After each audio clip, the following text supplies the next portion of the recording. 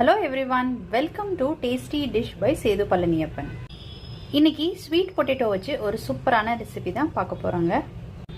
நான் எடுத்துக்கிற sweet potato வந்து 1/2 கிலோ. அதை நல்லா வாஷ் பண்ணிட்டு 10 to 15 மினிட்ஸ் வந்து ஸ்டீம் பண்ணி எடுத்து வச்சிருக்கேங்க. இப்போ தோலை ரிமூவ் பண்ணிட்டு நல்லா மசிச்சு எடுத்துக்கலாங்க. சக்கரவள்ளி கிழங்கு தோல் நீக்கிட்டு மசிச்சு ரெடி பண்ணி வச்சிருக்கிறேன். ஒரு பேன்ல கொஞ்சம் எண்ணெய் விட்டுருக்கேங்க.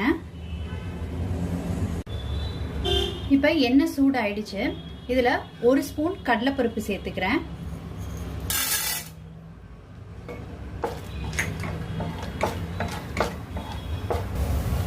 இதுல கடுகு உளுந்தம்பருப்பு சேர்த்துக்கிறேன்.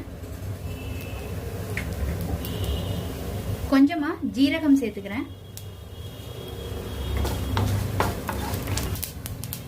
கடுகு